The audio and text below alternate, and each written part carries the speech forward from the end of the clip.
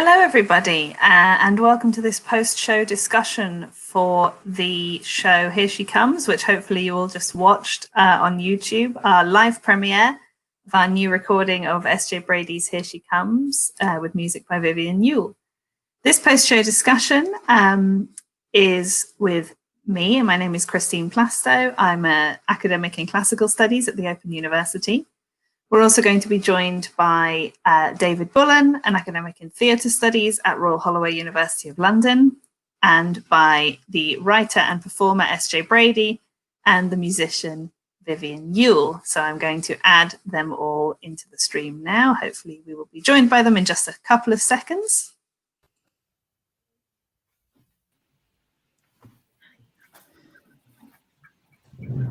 Hello, everybody. Oh, hi. Hi. Hi, great. Well, first of all, I'd like to say congratulations, SJ and Viv, on a performance. It might have felt a bit strange as a performance because you weren't performing live. You performed this show live several times now. I've certainly seen it performed live in a few different settings. So this is a new way of experiencing the show in this kind of pre-recorded format, to which we decided to do as a company to be part of our lockdown theatre season, to have something that people could access, more flexibly on their time. It seems a bit contrary, but obviously as things have been locked down, people have actually often had a lot more demands on their time. So it was really nice to be able to make something available for people to experience, hopefully live today, but also on their own time. So I should also say, if anybody watching would like to ask any questions, please do put them in the live chat box, and we may be able to take some of those questions for any one of us.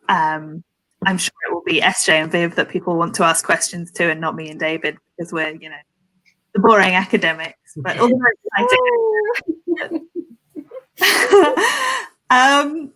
So I was wondering, perhaps I can start by me asking a question, because this is, how abusing chair's privilege, as we always say. And I was wondering, sort of, this poem, part of this liberation, or sort of faux liberation, that agave experiences is something that happens in a community, outside with other people, having a communal experience of ecstatic awareness and awakening. And I wondered how, this is a question for anyone really, I wonder how our relationship to that kind of a story of restoration or awakening or liberation, be it real liberation or ultimately a kind of sting in the tail to liberation, changes when we're working, albeit now in a slightly lifting lockdown, but still in a world where the idea of, gathering together in a group of people, sharing drinks, dancing up against each other, even out in the woods, might be something that is coloured in a slightly different way nowadays, I suppose. Anyone have any thoughts about that? I thought it was an interesting resonance. I think, if I may say so, I think it's interesting that the beginning of Agave's liberation starts almost with herself, because she's relatively isolated in the home. And then when Dionysus is talking to her and, idle and home, and she kind of, is constrained within this space, and then she manages to break through that and find her opening, yes, by leaving the house, but she still takes that upon herself. And that's like an isolated event, so to speak. And I think also my second thought on that was, even if it was okay for all the Maenads or anyone to be in the forest rubbing up against each other or having a party, they give no shits. Virus or no virus, they I think their liberation or whatever they are feeling overrides anything. And because it is a smaller communal group, then they kind of like find this weird ecstatic trust with one another. And they, you know, they kind of feel like they're all in this together at first until everyone leaves, and then she's left, and you know, she's like, everyone else is gone and we all did this thing and now I'm still here, and but I think so I think, yeah, the something else overrides those feelings in this story for me. Yeah. Mm-hmm. I think it's been interesting seeing while we've had restrictions in place, people have still found ways to go out and, you know, rave, as it were. I've seen videos of there being sort of like taped squares that people can stand in and, you know, rave and dance to a DJ, you know, during lockdown. And I think that says so much about how necessary that kind of expression is, and collective expression. You know, people aren't just, you know, turning up their speakers in their rooms and you know, dancing by themselves, though I'm sure they are, but it's still important to be there as a collective and feed off each other's energy and experience things as a, you know, a small community, and that's a huge part of the experience and the excitement of it. Absolutely, I completely agree. What I think is so interesting about that observation, Christine, about what SJ and Viv are saying is that, yeah, part of what happens in Bacchae is that it's this eruption of something that's been oppressed by the state. You know, the state has said you can't do this. Pentheus says you cannot go and worship on the mountain. And you know, I know Dionysus in that place says, okay, I've made the women go. But it's interesting, you know, to say you cannot worship Dionysus is effectively to say to a group of women in your city in the ancient world, you can't go and dance on a mountain once a year. You know, you can't have that big party. So, you know, is it any wonder they suddenly all run up to the mountain and start, you know, doing it against Pentheus's orders? And I think we've seen a little bit of that kind of eruption of the you know, of the forbidden in the lockdown. Yeah, I think that's really true. That sort of way that things bubble out in kind of under pressure in that way. There's definitely some similarity there. David, I mean, obviously, SJ and Viv, if you have any thoughts about this as well, I'll come to you with some slightly different questions in a minute. But David, as somebody who has seen this show performed live in the room, I wonder how you felt your relationship to it as an audience member changed hearing it in this different kind of medium. That's a really interesting question, because I was actually thinking about how that the images that were included here in the YouTube stream, which obviously you don't get if on the SoundCloud stream, you're not going to get that. It's just going to be the pure audio.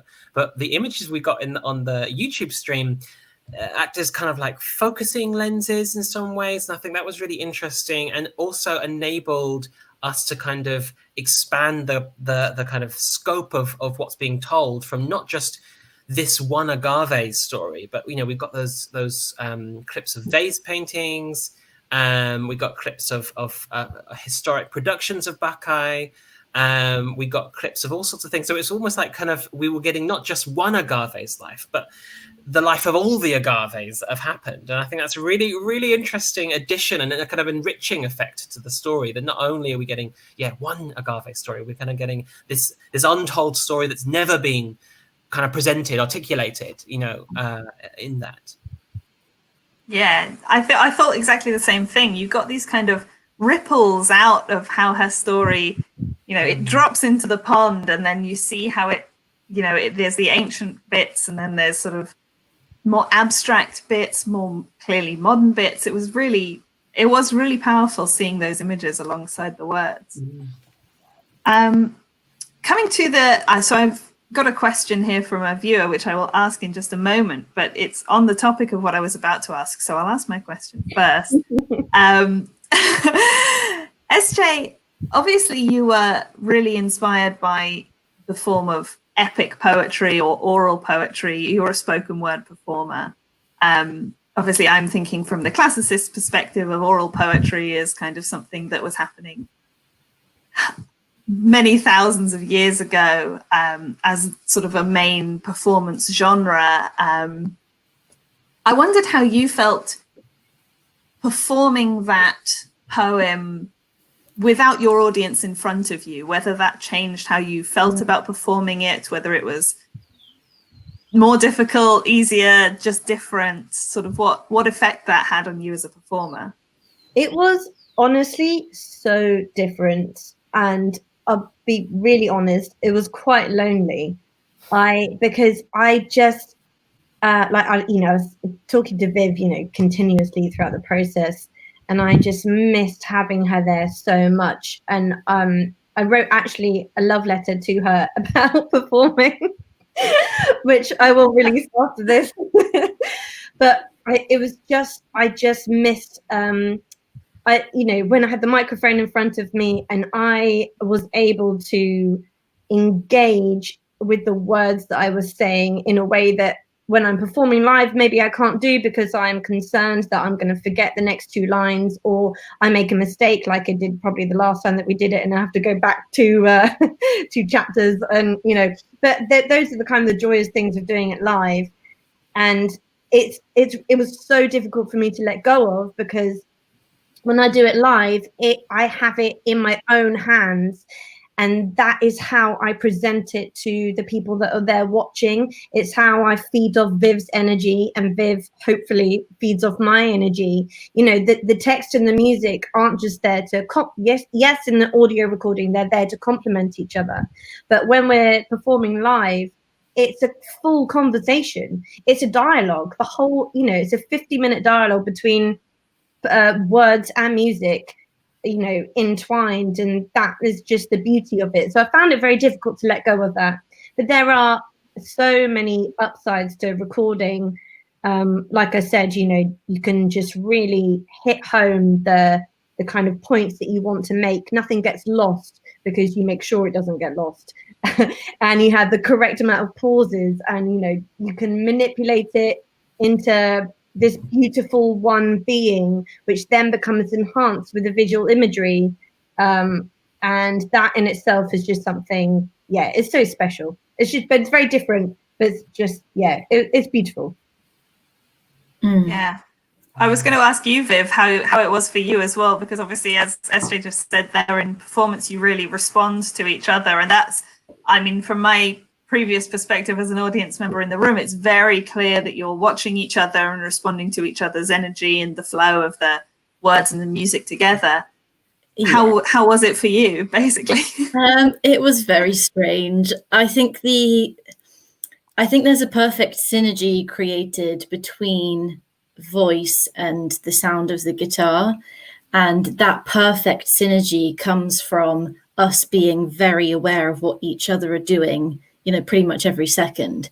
And when we performed it in person, I would find myself really quite exhausted afterwards, because it was only a short show, but the focus it takes to be in sync together, listen to SJ's timing, and keep vary it each night and every performance with what SJ was doing, which made it very exciting, but also this sort of hyper aware experience. But I think that is probably quite thrilling for a live audience, because they know that you're in sync with each other, and you're sort of orbiting each other as the piece evolves. So yeah, I missed it. I really, really missed it. And I sort of wanted to pick up my guitar and play along, properly in the way I wanted to. Yeah, for me, I'm glad we have done it, and it's interesting because I really listened to all the parts that normally I'm focusing so hard on guitar that I don't get to listen to the words so much. But I got to listen into that more this time, which was really nice. But I missed it live, if I'm honest.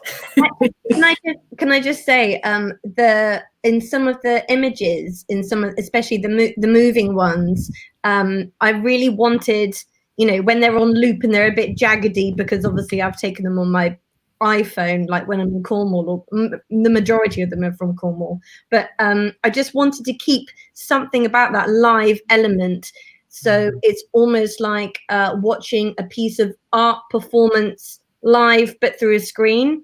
And I just wanted to remind people that, you know, it's not a polished movie or a polished like recording, like it's a live performance, and hopefully those kind of elements also added to that.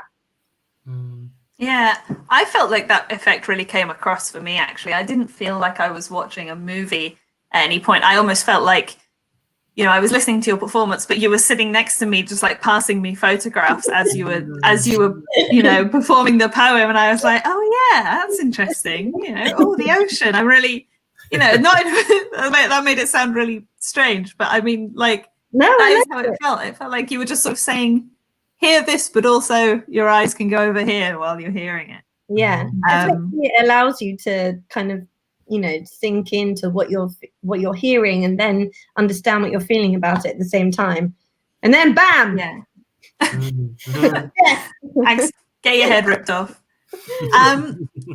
So we've got a question from our audience here. Of course, as I mentioned, you're inspired by epic poetry. And in the classical sense, epic poetry is defined by meter. Dactylic hexameter is the meter that epic poetry, certainly in Greek, was performed in. And here, time for my favorite, or not my favorite fact, but my one fact about dactylic hexameter, which is that it's named dactyl, the, gosh, what would that be? A foot? My metrical knowledge is not great, but what I do know is that it's called a dactyl because dactylos is the Greek word for finger, because it's got one long and two short syllables, like your finger from your knuckle to the tip, one long and then two short. So that's my dactylic. Yeah, that's how I always remember what the shape of a dactyl is. But Rosa Wicker has asked, what's the meter of the piece if it has a conventional one? And how did SJ devise the rhythm of the poem alongside Viv? If I'm really honest, it doesn't have a conventional meter. What I did was I just genuinely wrote with the pace that I felt that section or event needed. The first moment I wrote is just before she leaves for the Here She Comes bit. That's the first piece I ever wrote, and I read it to Viv and she was like, oh, that feels like it's part of a bigger piece. So I was like, okay, fine, I'll just, you know, do those, carry on writing. And then for whatever arc of the whole of her journey I felt that she needed, I just wrote in time for that. And then we added music to the text, and we worked in the rehearsal room together, and either things like slowed down or sped up, but predominantly they just kind of met in the middle. And, you know, as we've perfected like the death or rave, or we kind of struggled with those bits at first because they're quite long. It's a long pace for you to keep a rhythm for music, a rhythm within the text itself, and for people, well, for people not to get bored and be like, okay, you've been talking at the same pace for like, you know, the last half an hour, and B, to kind of just let her climax, so to speak, you know, when she needs to. Like, she climaxes when she feels the full thing of the ecstatic awareness at the end of rave, and then she just enters a whole new world when it comes to Kill My Son the Lion. And then you just know that shit's going to get real by now, because, you know, the tones are deeper, it's slower, and then just with like practice and rehearsal, we just met in the middle, I think. Viv? Yeah, it was a very, I never thought about meter or pace. I consciously at any point. It was just listening to SJ read the piece, and yeah. So I think it just comes. Whatever the meter is what felt right in that section for the mood and for the event that's happening. So each each part, I think, has its own meter, and we came to that through just the two of us working together. There's nothing contrived, nothing deliberate we tried to achieve, but what felt right is what the meter is, I think. Yeah. I think that the only thing we tried to achieve, words-wise and music-wise, was how Agave felt in that scenario. It's literally what I think of it like event by event. And I think because it's easier to think of it that way because it's broken up into chapters. Because before they told you what you are, still can't say it. I've never been able to say it. It was also, so I mirrored the chapters that Wendy originally wrote, and then devised my own ones. But each one of those moments for Agave is so different and significant for her, and that is, we've just always gone by feeling. And rhythm came with the feeling, and that's how we write together, and that's how it came about. Can I say I find this really, really fascinating to hear as an academic, because so often, Chrissy and I have to teach epic poetry, and one of the things we always trot out is meter, or whatever, whenever you're teaching this sort of thing. And what's really interesting to hear is not not a disregard for meter, but actually a kind of, no, actually there's something else that comes first. It's not about, I'm going to write an epic, therefore I'm going to follow this particular meter. It's about following that creative impulse. And I think, obviously Chrissy and I teach in different contexts, but, so it's very easy, even within theatre studies, to get kind of caught up in the kind of generic technicalities of a kind of an art form, and lose sight of the fact that actually, there's something, even, in the ancient context, there's something really creative and, instinctual happening, beyond the kind of... It has to be instinctual. Otherwise, you could just spend years trying to format something into the perfect meter for, whatever kind of the way that they used to write it. And I just think one, I don't really work, I just can't work that way. But I also think that's quite a contemporary view, and I acknowledge that. But I also think, the whole thing about By Jove Theatre, our theatre company, which David and I run together, as co-artistic directors, there's many, many people involved. But, we adapt things for a modern audience. We work in a much more contemporary way, but we still want to invigorate and just live these old texts and characters, because there's so much truth in them that we love. So I don't feel, that I should be constrained by writing or performing in a specific way, because I just feel, no one wants to watch something that, they think they should have been done thousands of years ago. You just, now is now. And, it's still the same story, but you just have to run with your instincts. Yeah. I mean, I had the privilege of putting this subtitles on the video for Here She Comes earlier, and I say that because it was amazing, because you're talking about how sort of the pace and everything comes about quite instinctually based on the emotions that you're responding to in the narrative, and obviously a lot of that comes across in the way you perform it. But it was amazing how, having the privilege of looking at the text on the page as I was kind of checking everything over, I could still feel the pace in the written word, which it just goes to show that although it arises instinctually through the writing process, it does still get embedded in the text as written.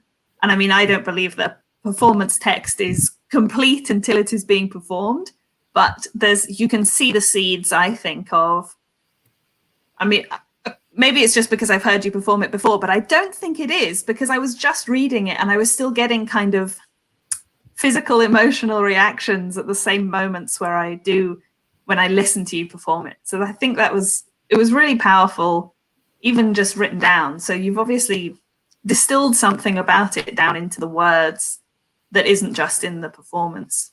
Thank you very much. Can I just say on that note, actually, it's I love writing it out and formatting it, because you can, you can control everything, and you can control how you feel that the reader is going to read your words. And in every different section, it's all laid out in various formats. But, especially in, I think it's Rave or After or both, one of them has 3 lines per kind of stanza and one of them has 4, and it just sets out the rhythm for the reader.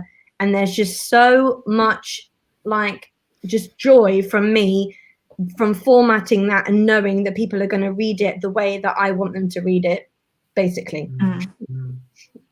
Yeah, that's a real satisfaction when you can, in some way, maybe control is too strong a word, but lead or guide your reader. Yeah. Even without having to read to them. Yeah. Rosa followed up on her comment there. She says that she's been reading Emily Dickinson recently, who works in a balladic structure, and she felt that some of the feel of Emily Dickinson was evoked in the poem. I know you love a dash, and Emily Dickinson loved a dash. So that doesn't surprise me at all. I just don't want I love a dash too. I don't want anyone to think that the sentence is finished. It quickly moves on to the next line. Yeah, it's not a comma pause. It's a dash. We're dashing forward towards the next part of the line. Yeah. So in the pre-show talk, David was telling us a bit about the original story of the Bacchae. Or I say the original story, I mean Euripides' version, which I could argue all day about what the original version of any myth is and why there isn't one. But of course, what was highlighted here was that your version moves its perspective to focus almost exclusively on Agave, who is present in the background in Euripides' version, but doesn't appear physically until very late in the game, and just to kind of be held up as an example of what goes wrong when you let women go off and do whatever they want to do. Scandalous. I know, right? Dripping in blood or whatever she is. And I was thinking about, as I was listening to this again, I was thinking about how the focus on Agave changes how we view the story and how we view the other characters in the story. What happens to Pentheus when he isn't the protagonist anymore, when he isn't the one who's trying to fix everything? As I often sort of feel like he's a character similar to Oedipus in that way in this story, where he's the male character who's desperately trying to pull everything back together and go, come on, we can fix this. And obviously it ends in violence, as everything so often does in Greek tragedy. But actually, I feel a lot of pity for Pentheus in this version, and his mother's view of him, of, a mother desperately trying to connect with a child who doesn't want to be connected with, and who she can see is struggling with, his role as a king, his political identity, his probably personal issues as well. I don't know, David, if you had any thoughts. You have worked with the Bacchae for a long time, and how do you feel that this sort of shift of focus changes how we see the story? Well, I have always been a proponent of the idea that people often perform this play and think Dionysus is the center. And for sure, he's a really appealing role, and lots of big actors recently, Jonathan Groff and Alan Cumming, Ben Whishaw, Greg Hicks, that, they've played this role, and it's sort of been the star role, But I think really the star role in antiquity would have been Pentheus and Agave. And the reason I say Pentheus and Agave is because they were played by probably the same actor. And that actor would have been Pentheus, so played the kind of masculine king who's saying no to Dionysus. He then played a man dressing as a woman, and then he would have played a woman come on and say, and that woman probably would have held the mask that he was wearing. He would have been wearing just a few minutes ago as Pentheus to represent the head. So there's this extraordinary tour de force available for an actor in that. So I think in some ways, really, that the Pentheus Agave story is at the center of this, not necessarily Dionysus. And I think one of the things that this piece does in kind of refocusing on Agave is kind of clarify that actually maybe this is a story that's about the human dimension of the tale rather than the divine dimension. Obviously, that the divine dimension is there, but actually, it's about human responses to Dionysus as much as it is about Dionysus. Full stop. Yeah. I wonder, SJ, how, because obviously you were drawn to write from Agave's perspective, and again, David was telling us in the pre-show talk about how you kind of, after we as a company performed, before they told you what you are, my pronouns are all over the place always in that one, that you went away and she wouldn't leave you in some way, and so obviously there's something about her for you that you feel her perspective is one that should be shared. Yeah, I do. And it's not that I don't feel for Pentheus, because just clarify my thought process. David's comments on that it is not about the divine, perhaps, for us to write. It's about the human. I think I completely agree. I think it would be very difficult for me, or for our company perhaps, to write about the divine side of things, because God's like, there's so much up in the air. Like, how do you even write like a clarified like text about that it's just virtually impossible. And for me personally, as a performer and a writer, I am just so obsessed with the human in these classical myths and stories. And yes, I became obsessed with Agave after our show Before They Told Her What You Are, because I just felt she got really the bad end of the deal. And I just felt like, I think it's amazing for a performer, male, throughout the ages, to play both sides of Pentheus and Agave. I think that must be so exciting. Like, I wouldn't turn that down. That is absolutely amazing. And I think it's such a beautiful flip, that the son that's just been murdered by the mother then becomes the mother. But I just, as myself and a feminist and a woman, I just felt so annoyed that consistently she wasn't spoken about for like the whole play.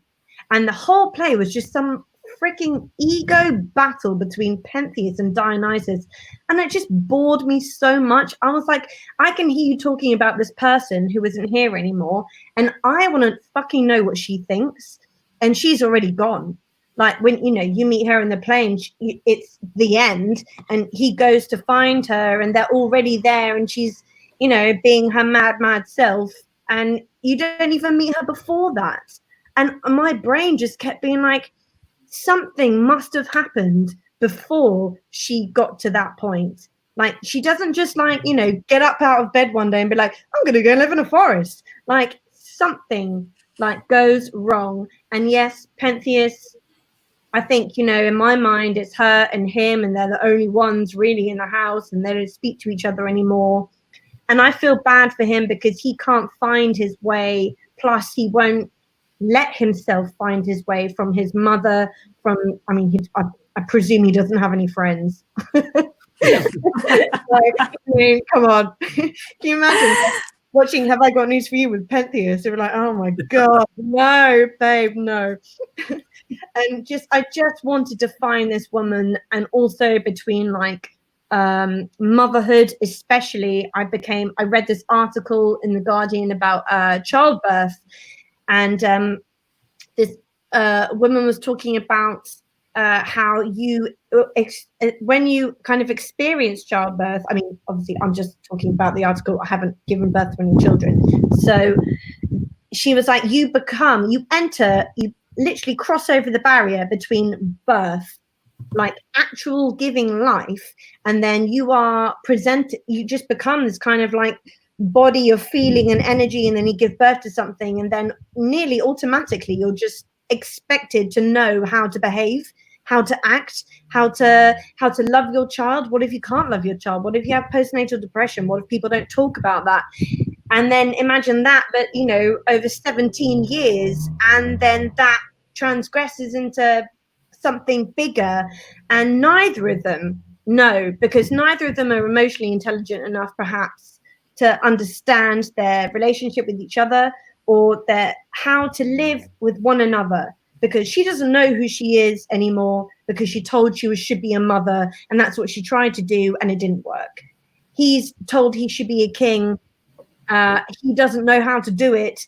He can't go to her for help because their relationship isn't there. So these separate elements just, push them in different directions. And then, fucking Dionysus comes in and he's like, well, actually, you've all pissed me off and I've got a really big ego. So I'm basically going to destroy everyone's lives. Yeah. Yeah, he has that tinderbox ready. They, like you say, something has to happen to make you want to go off into the forest and exactly, and rip your son's head off, or sort of be so willing to give up your awareness of what's happening that you might rip your son's head off. So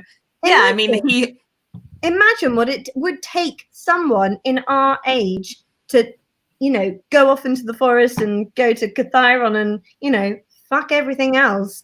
Like that is insane. And I just really wanted to try and discover even like a pinprick of what she was feeling or who she was before that happened. And I felt like it was my duty to. So there she is. I wonder, Viv, how you feel about this from your perspective as, providing the music for the piece. Whether do you feel your music sort of follows Agave, or does it work around her, or is it doing something different? That's an interesting question. I think it does different things at different points. I want to sort of reflect and enhance what she's feeling, but also kind of have a bit of a foreboding at points, like almost as if it's like, leading her on, sort of standing opposite her, like, come on, let's go. As the pace sometimes picks up, or the intensity of how I play would change. And I think its purpose changes throughout the piece. But with definitely a sense of foreboding throughout this, because so much of it is a build up to this horrible, horrific event that you kind of have to have that. But me and SJ were talking about like lulling the audience into a false sense of security at parts, when she's on the beach, and then in the forest when she's greeting these women and having some wine and chilling out, and that's just before it gets really, really horrendous. So I think it serves different purposes at each point, which I maybe didn't realize at all when I was writing it, because I'm literally thinking about it for the first time that you've asked me. It changes throughout, I think.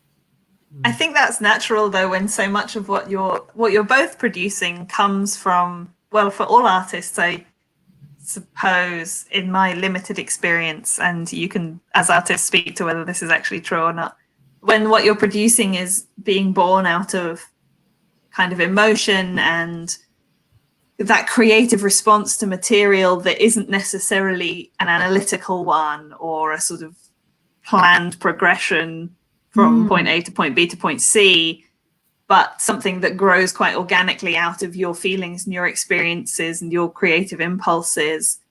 But then often I think that you then look back on it, and obviously then it will go through editing processes and tidying up and things like that. But then when you look back on it, you see that actually, if it's a successful piece of art, then it did actually take you to that place where you need to go, even if you didn't necessarily know that it was taking you there on the way. And I think that's kind of what's so wonderful to me about art in general, I suppose. Just summing up my opinion on all of art. Please do.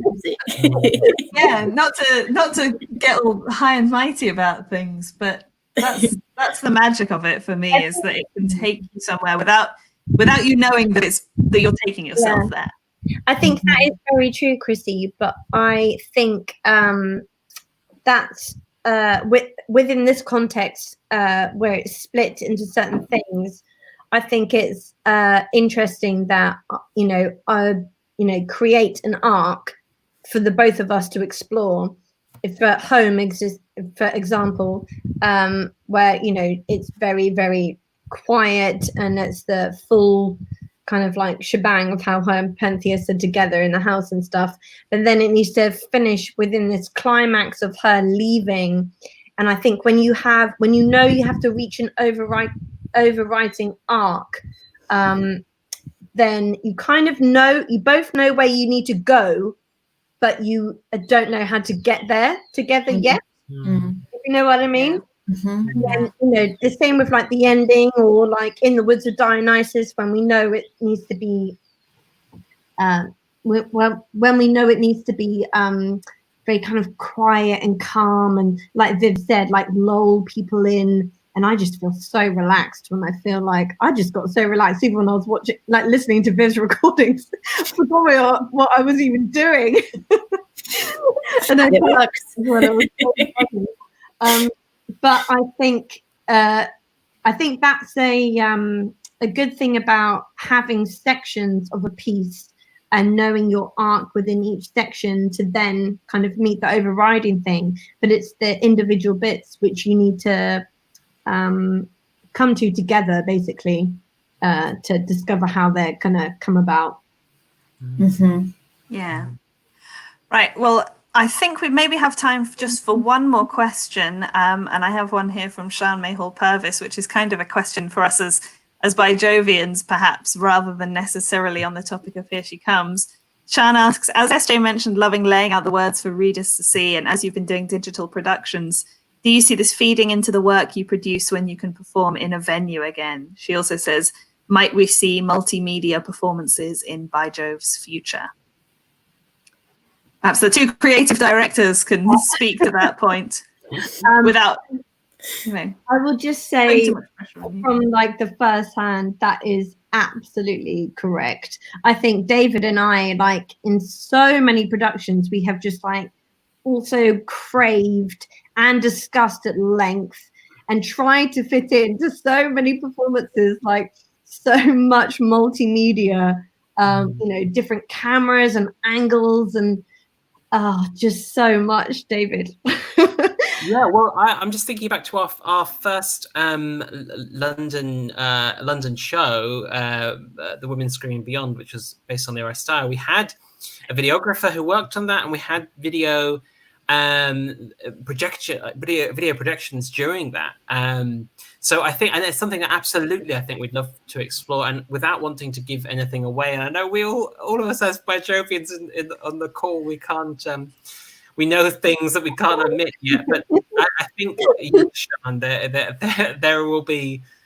There's multimedia stuff on its way. I'm pretty sure I can say that. I can say that. Yeah. I just think that even the visuals just enhance like a poem, and it's not just a poem with music and everything, but it just adds another element to it. And I think that with By Jove, that is what always we are striving to achieve, is adding another element, so it gives you a new viewpoint, or it just presents